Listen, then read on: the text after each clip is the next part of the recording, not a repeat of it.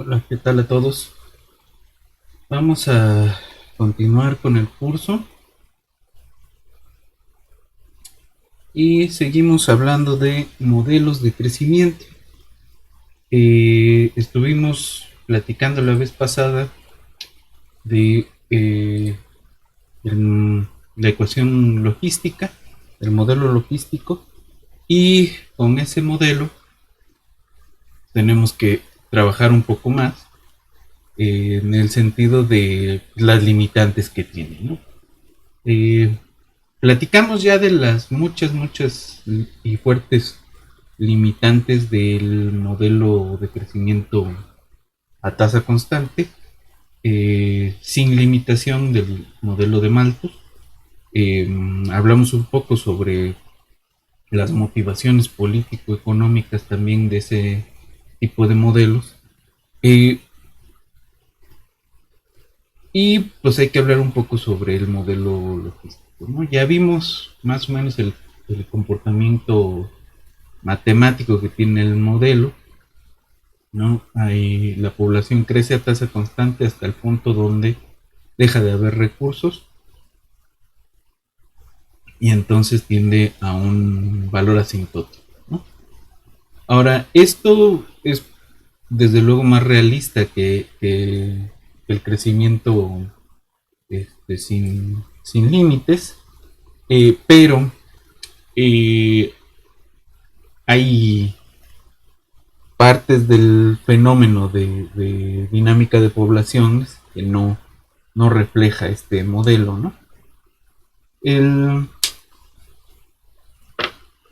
¿Cuál es la alternativa entonces para esto? ¿No? ¿Qué es lo que quisiéramos que nuestro mapa de el comportamiento de una población reflejara, ¿no?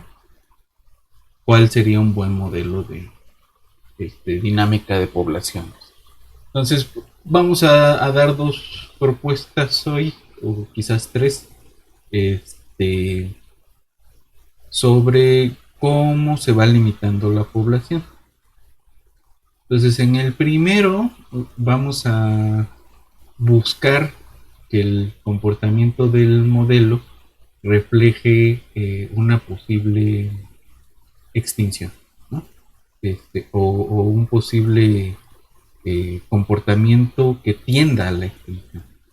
El, en la segunda parte, pues veremos modelos con cosecha, ¿no? Se les llama con cosecha, ¿no? Entonces, la cosecha puede ser muchas cosas, ¿no? Puede ser cacería, puede ser depredación, puede ser lo que sea, ¿no? Y hasta ahí le vamos a dejar con poblaciones, con modelos de una sola población, ¿no? En uno de los modelos que veremos el día de hoy, el,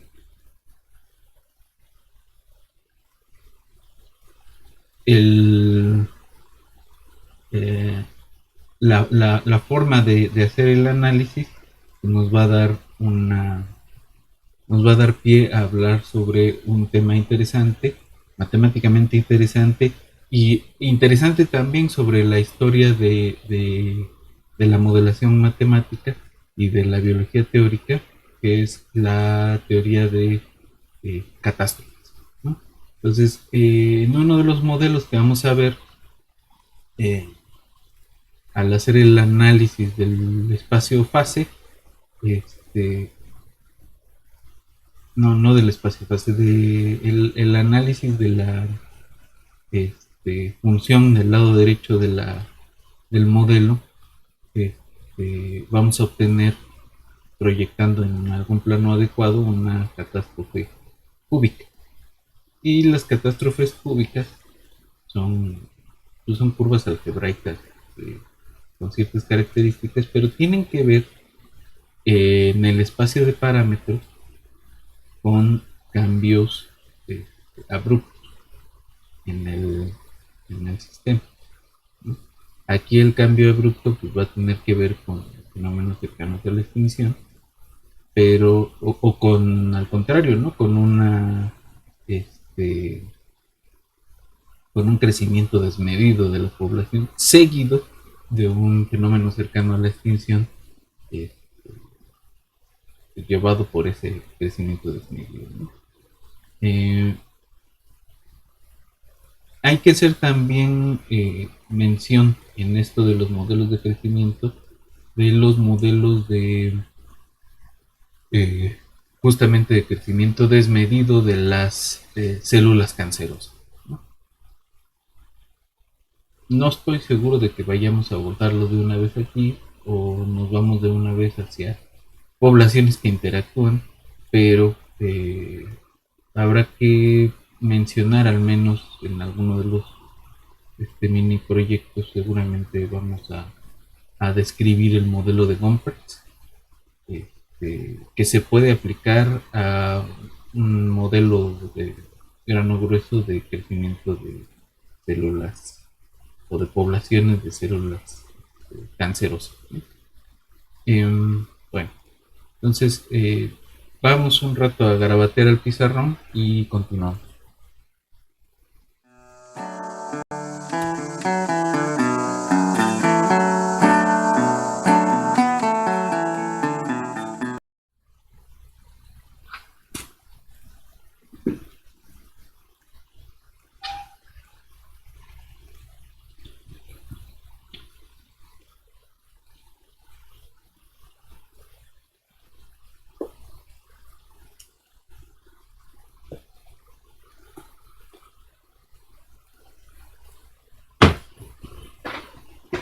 Bueno, entonces pues vamos a empezar con la primera modificación de nuestro modelo.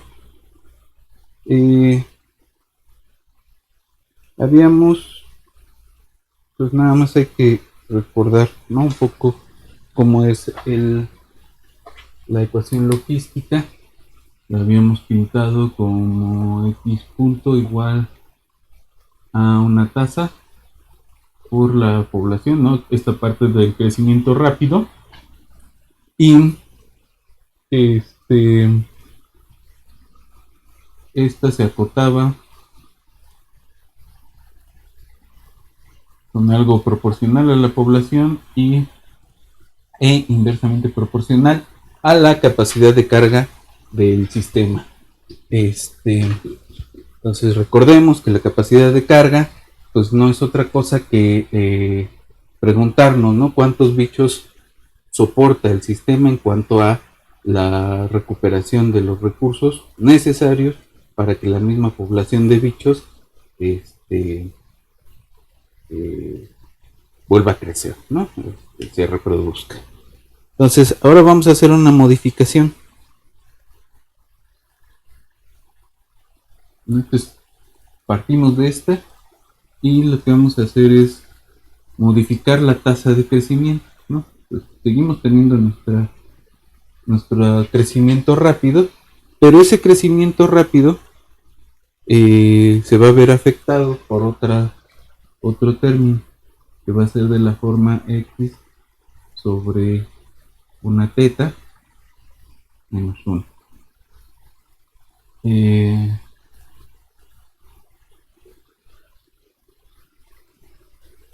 Y ahorita vamos a ver qué es lo que hace esto. Y lo mismo, ¿no? Esto crece tanto como sea la capacidad de carga del sistema, ¿no? Entonces, en este caso,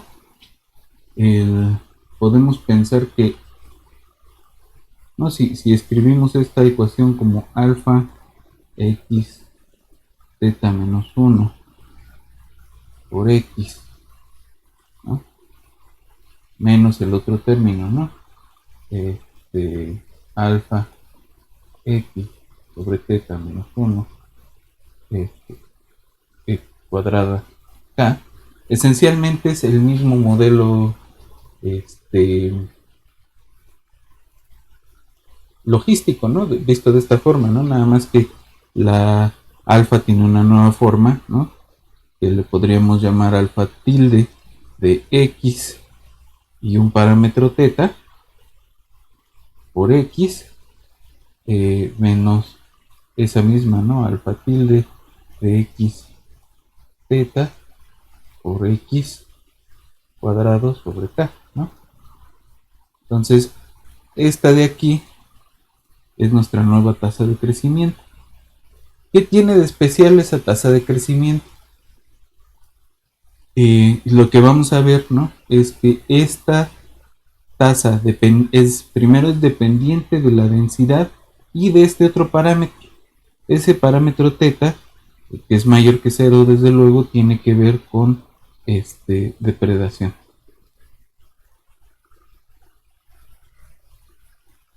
Entonces, eh,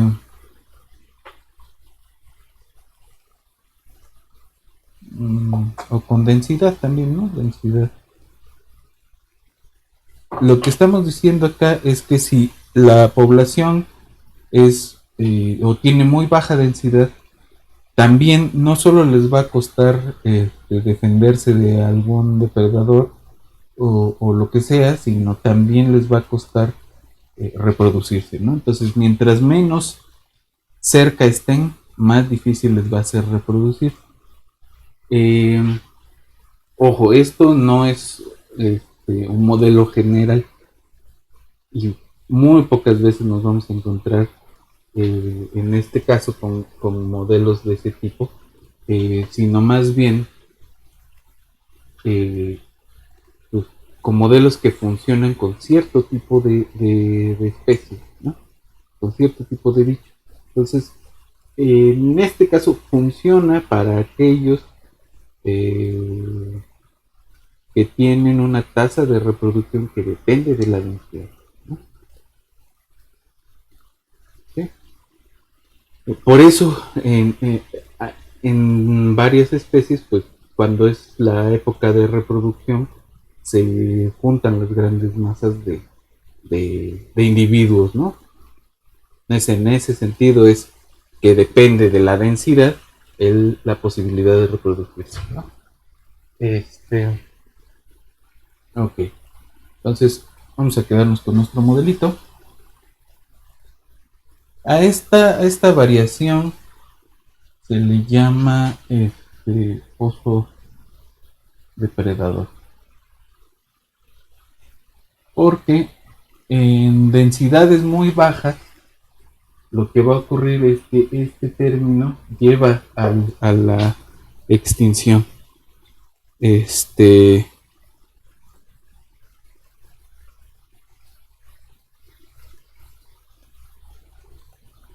esta función que le pusimos la alfa de x y de teta, la alfa tilde de x y de teta, pues al final de cuentas lo que tenemos es una cuadrática hacia abajo, ¿no? Entonces esto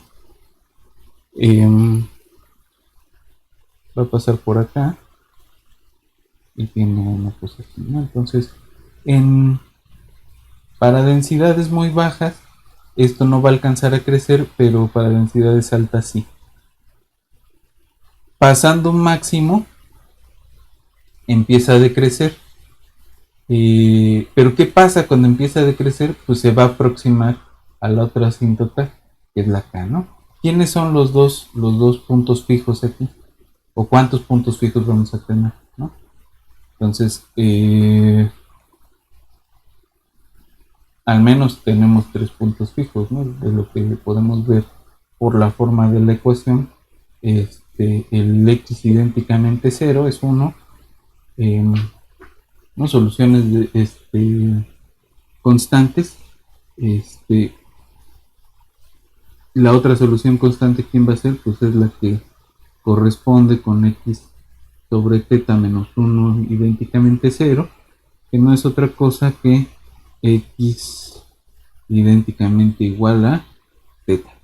Y la otra que todavía tenemos, pues es x idénticamente igual a teta, ¿no? De esta ecuación, de esta expresión de acá, ¿no? Entonces, ¿qué pasa con la teta? ¿Qué pasa con la estabilidad de la teta? ¿Y qué pasa con la estabilidad del cero? ¿Cómo es la derivada alrededor de teta?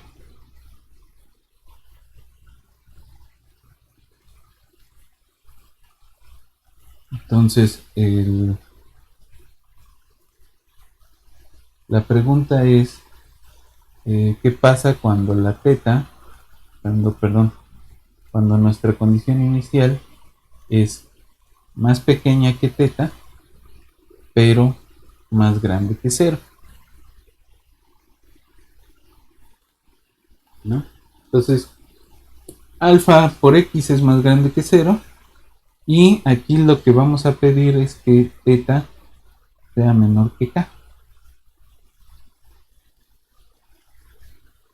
¿no? En un caso. Entonces, si teta es menor que k, aquí esto es menor que k.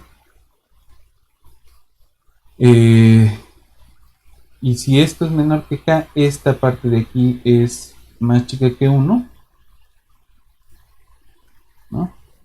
X0 menor que k implica x0 sobre k menor que 1. Y esta parte va a ser positiva, positiva.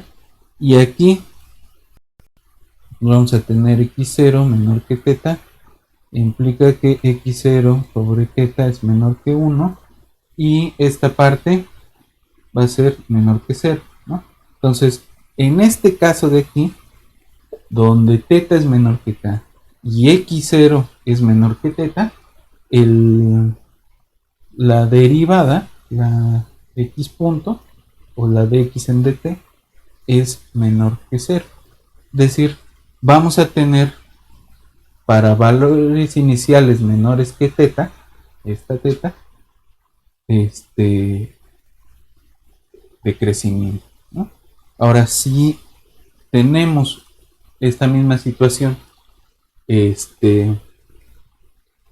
teta menor que k, pero x0 mayor que teta, y déjenme poner mis puntos, mis soluciones de equilibrio acá,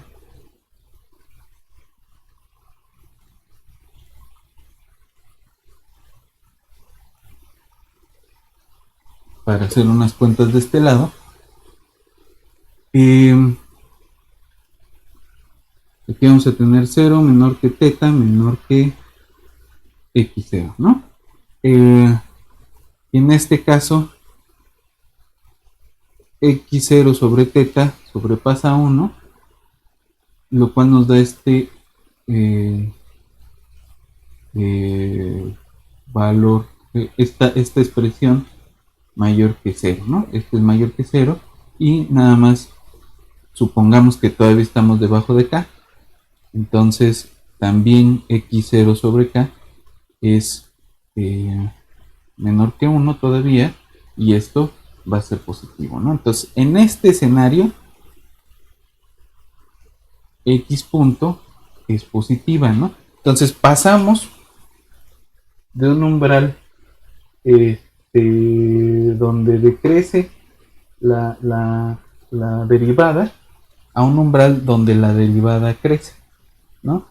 Entonces, pasando esa teta, o sea, si dibujamos nuestra línea de fase, tenemos k, tenemos teta y tenemos 0, ¿no? El 0, ahorita vamos a ver, ¿no? Pero estamos con la teta. La k sigue siendo en este régimen atractora, ¿no? ¿Por qué? Porque la teta es expulsora de este lado, ¿no? Se van a alejar y se van a alejar hacia el 0, ¿no? Va a ser menor que 0, del otro lado, ¿no? Entonces es repulsor por los dos lados, pero fíjense que en este régimen, ¿no? O sea, de este lado sí se van para acá, y si hacemos la cuenta, para en ambos casos, si la x0 se pasa de k, es decreciente, ¿no? Entonces la k sigue siendo un atractor, la teta es repulsor de este lado y repulsor del otro lado también. Entonces, para estas condiciones de aquí, el 0 es atractor. Es decir, hay un fenómeno de extinción para poblaciones cuya densidad es muy pequeña, ¿no? Entonces, es un comportamiento que no teníamos con la logística, pero que recuperamos con esta esta modificación del pozo depredador. Entonces, ¿cómo se ven las soluciones con esta nueva ecuación?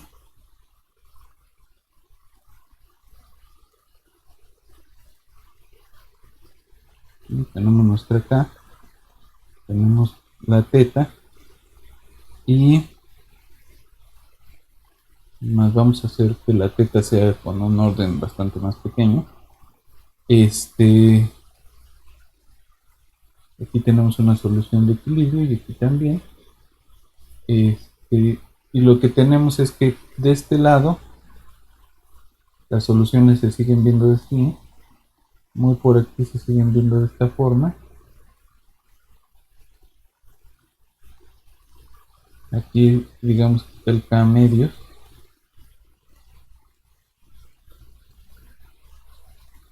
Y aquí son las sigmoidales. Pero llegando acá, ¡pop! Se cae. Y van a ser asintóticas al cero, ¿no? Entonces, es un poco lo que estábamos viendo, ¿no? Por encima de teta van a crecer y van a crecer pues siguiendo la misma dinámica que ya tenían, pero por debajo de la teta todas estas soluciones van a decaer, ¿no? No alcanza a crecer la población, se aleja de esta condición de equilibrio hacia la otra condición de equilibrio que era el cero, ¿no? Entonces esa es la idea del pozo depredador. Es decir, la población puede tener densidades bajas, pero no más bajas que la teta, y puede tener densidades altas, pero no más altas que la teta, ¿no? Entonces son dos mecanismos distintos que hacen el control de la población. No puede ser ni muy alta ni muy baja, ¿sí? Esto ya es más realista. Tampoco es tan así, pero ya no hay un crecimiento todo el tiempo y pueden darse fenómenos de extinción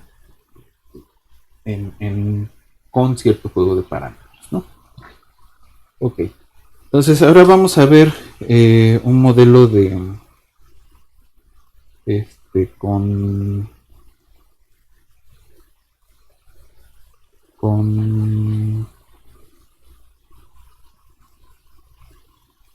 cosecha que le llaman, ¿no?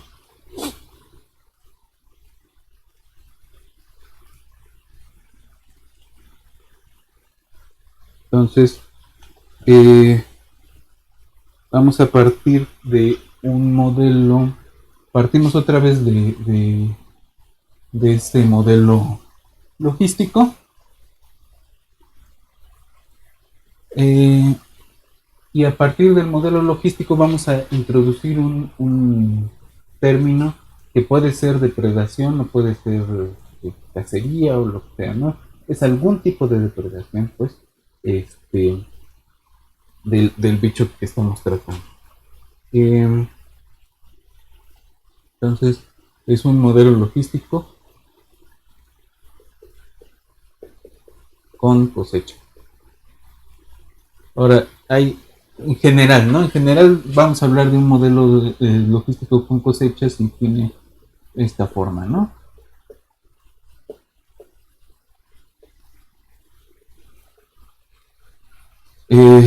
Este término de acá es la cosecha. Y podemos tener muchas formas de la cosecha. Puede ser cosecha constante, cuando estamos hablando, por ejemplo, de animales que se crían para o de algún tipo de ganadería, pues, o de pesquerías, este tipo de cosas, ¿no? Donde constantemente y estacionalmente pues se van sacando tantos bichos. Entonces esa es la cosecha. Este puede ser constante o puede ser denso dependiente, ¿no? Que es una que vamos a ver ahorita, ¿no? X punto igual a alfa x menos por 1 menos x sobre k. menos una e constante, o bueno, esta también podría ser una función, pero pensemos la de principio constante por x, ¿no? A esta cosa se le llama el esfuerzo de la cosecha, ¿no? Eh, ok,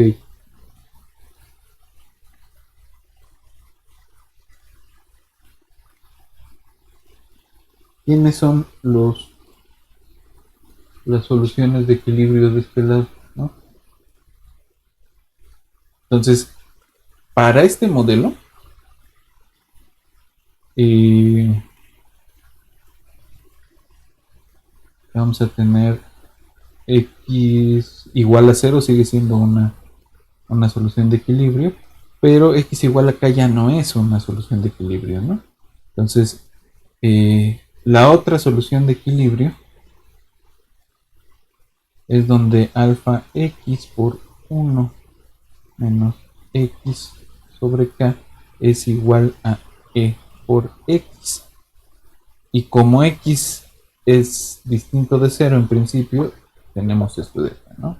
Alfa por 1 menos x sobre k es igual a e. O bien que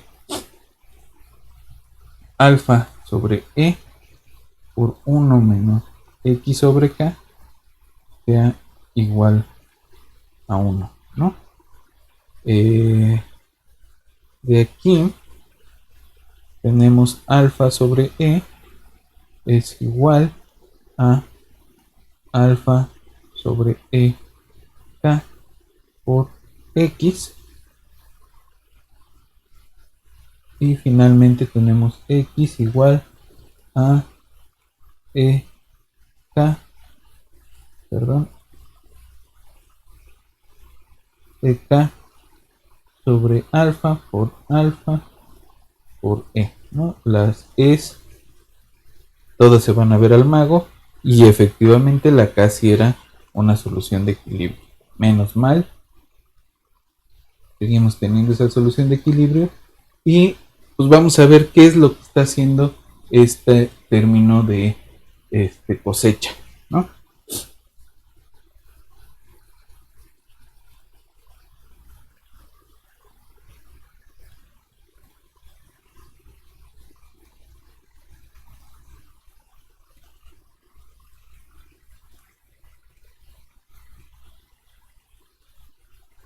Entonces vamos a llamarle a k por 1 menos e sobre alfa nh.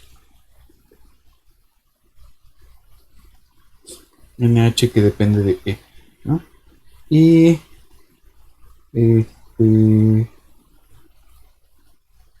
entonces, y vamos a llamarle y que depende de e a ek por 1 menos e sobre alfa, o bien e por nh, ¿no? nh de e. Esto suponiendo que la e es menor que la tasa de nuevos individuos. Ahora, lo que vamos a tener es que mientras la e sea menor que alfa, esto se va a seguir comportando como el logístico, ¿no? Va a seguir teniendo un crecimiento que se satura, y después de la saturación empieza a decrecer, ¿no? Eh,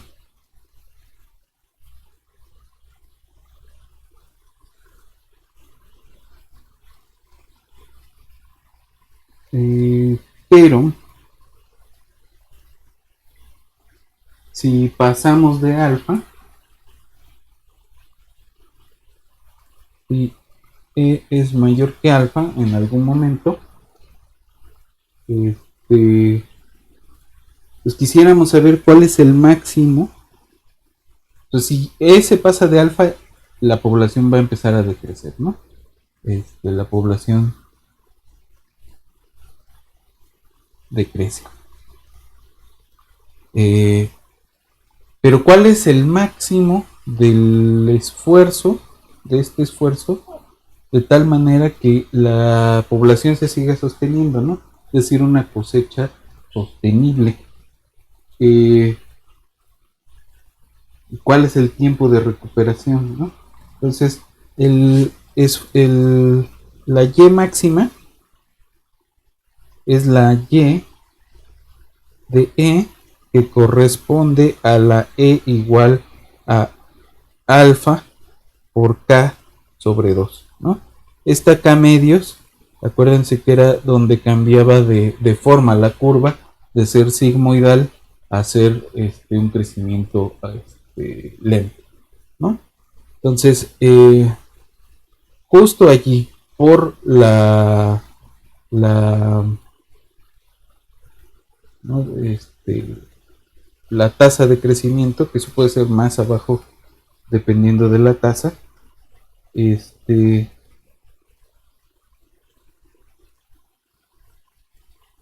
perdón, aquí es en alfa sobre 2 y esto no es otra cosa que K por alfa sobre 2, ¿no?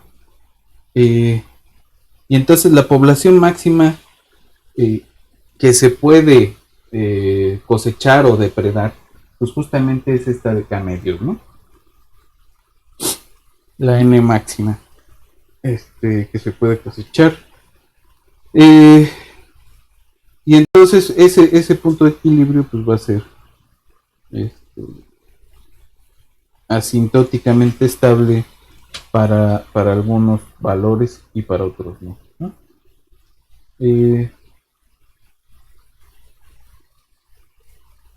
Y igual el tiempo de recuperación de la población pues va a variar conforme variemos los parámetros. Ahora vamos a hacer otra modificación del modelo, también con cosecha, pero va a ser otro tipo de cosecha, ¿no? Entonces,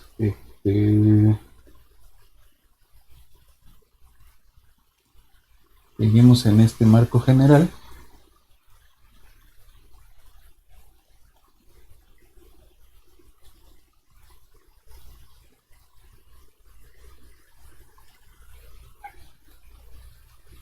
Y ahora vamos a un caso particular que este ejemplo viene en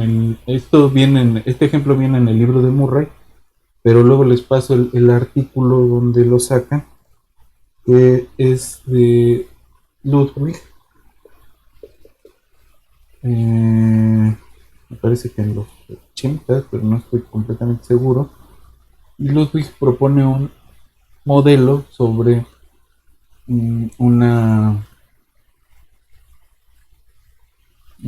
bichos que son unas polillas de abeto. Entonces, estas polillas, todavía en su forma larvaria, se van a vivir a los abetos y hay una densidad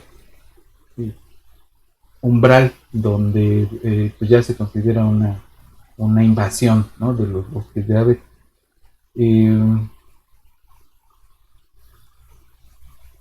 Entonces, ¿cómo se esparcen las polillas?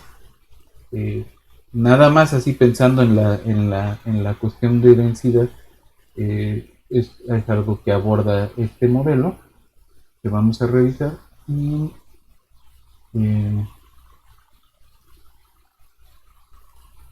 vamos a suponer que este término de cosecha pues es el término de depredación por aves, ¿no? Las aves se comen a las polillas y mantienen más o menos controlada la población como en el modelo anterior, pero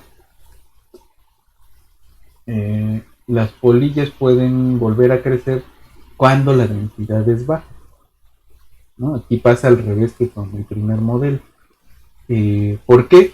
Porque con densidades bajas pueden evitar la depredación, ¿no? Ahí donde ven un montón de polillas, ahí se van a ir los pájaros y van a empezar a comerse, ¿no? Donde no los ven, pues no los matan. Eh, entonces, ¿cómo es el modelo que propone Ludwig y sus colaboradores? Pues propone que f de x pues es como un parámetro b por x cuadrada sobre a cuadrada más b cuadrada, donde a y b son parámetros positivos que tienen que ver con el crecimiento crecimiento del follaje del abeto y las cercanías, ¿no? Entonces, lo que van a encontrar pues es un umbral, ¿no? Ahora, ¿qué problema hay acá? Pues que ya tenemos en nuestro modelo un parámetro, dos parámetros, tres parámetros y cuatro con la A, ¿no? Entonces, pues empieza a volver más complicado, ¿no? Digo, computacionalmente quizás valga la pena hacer un barrido de parámetros, pero siempre es mejor tener eh, un modelo que tenga menos parámetros. Entonces hay que reparametrizar esto, eh, adimensionalizando estas cosas, ¿no? No recuerdo bien el, las unidades de esto, pero creo que todas son cantidad de individuos, ¿no? Como esta, ¿no? Cantidad de individuos en el tiempo. Entonces, pues hacemos un cambio de coordenadas, cambio de variables, para tener variables adimensionales, ¿no? Esto se llama adimensionalización.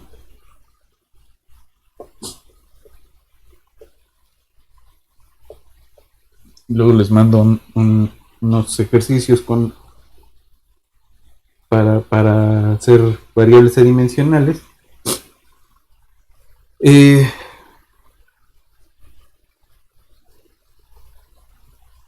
Vamos a proponer u que sea x sobre a, alfa que sea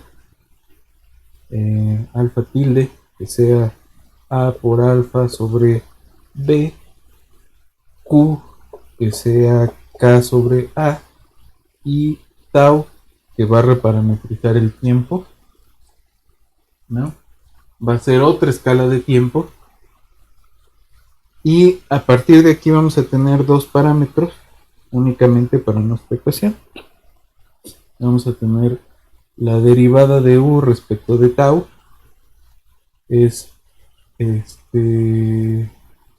alfa tilde por u por 1 menos u sobre q menos u cuadrada más 1 sobre u cuadrada, ¿no? Entonces esta función representa nuestro cosecha dimensional y esta parte de aquí sigue siendo una logística, ¿no?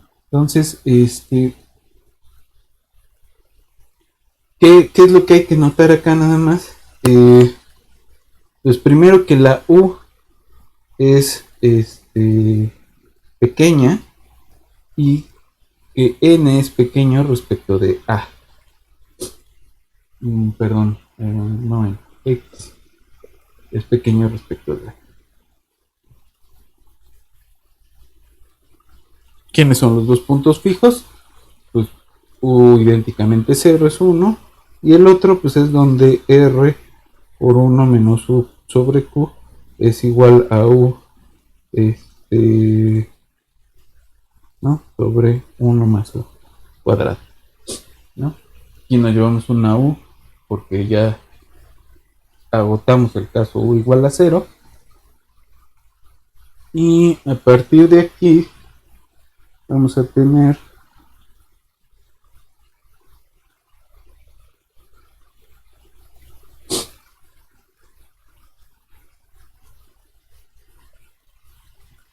bueno, a este llamémosle U2, ¿no?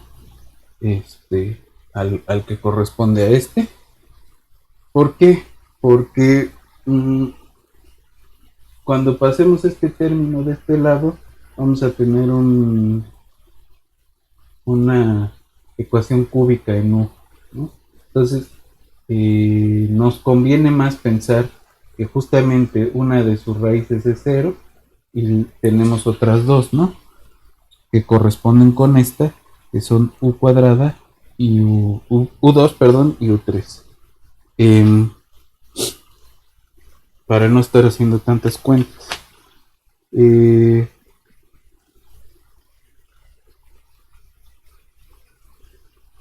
y lo que vamos a tener son, y uno más, ¿no? El U4. No estoy seguro de que uno de estos sea C, pero sí puede ser. Creo que sí.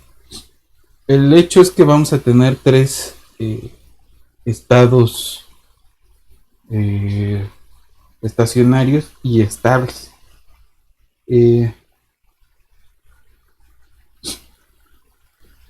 Pero cuando barremos los parámetros,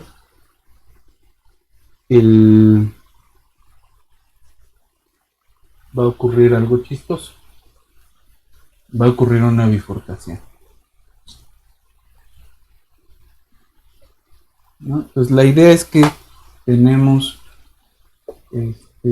nuestro polinomio cúbico y tenemos tres, este, U1, U2, U3 y pues el cero que no nos interesaba más, ¿no? Y la idea de todo esto es que si barremos los parámetros adimensionales Q y R, vamos a tener regiones donde tenemos distintos puntos estables. La R, digamos acá está un medio y por acá está A, y lo que vamos a tener por acá es que hay una región así.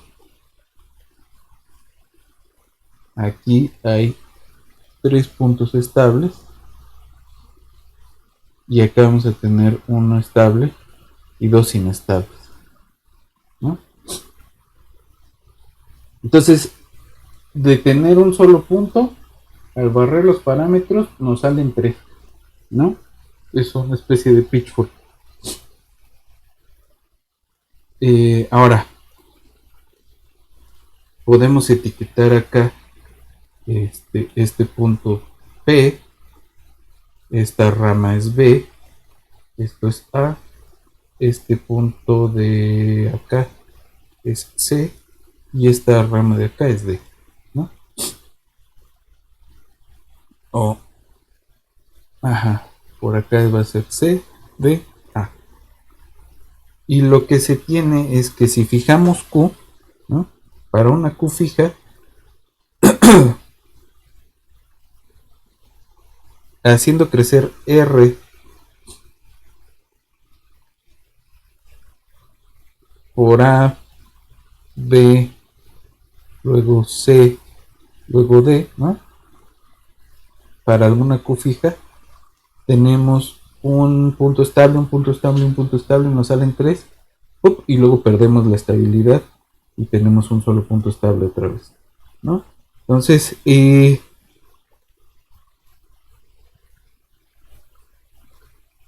son la ganancia abrupta de otros dos puntos estables y la pérdida abrupta de esos dos puntos estables. Eso lo podemos pensar en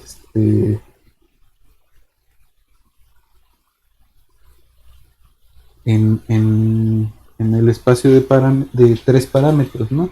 La R, la Q y la T, ¿no? tenemos R, U, T, y aquí podemos pensar que esto va a ocurrir en una especie de sabanita que se va a hacer bolas por acá, ¿no? Como que se va a enrollar así.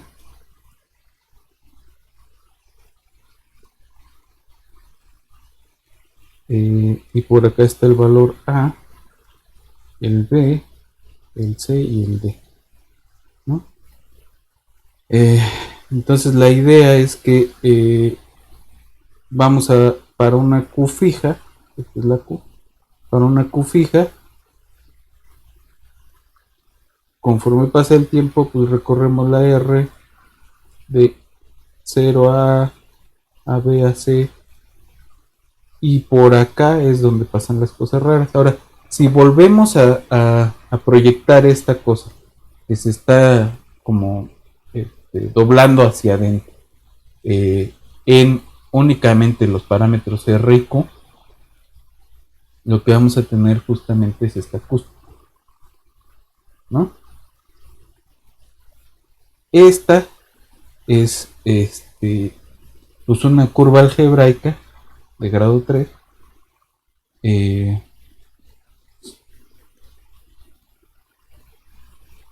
se llama la catástrofe cúbica.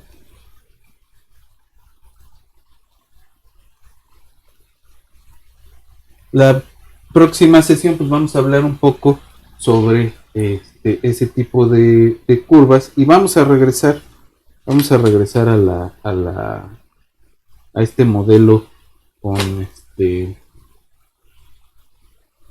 con cosecha, ¿no?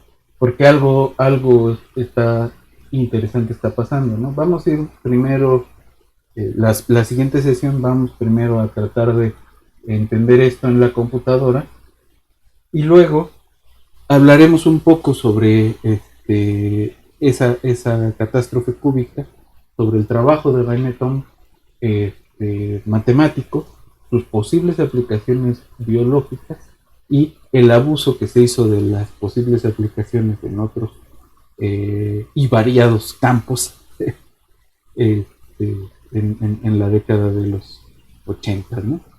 Entonces vamos a hablar un poco sobre esa historia en la siguiente sesión. Por hoy lo dejamos aquí y nos vemos en la que sigue.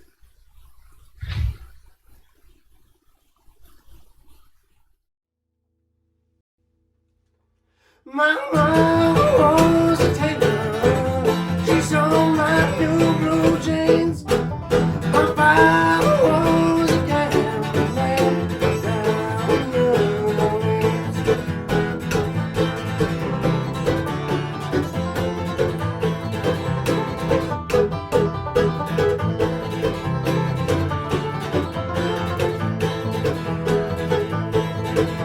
We all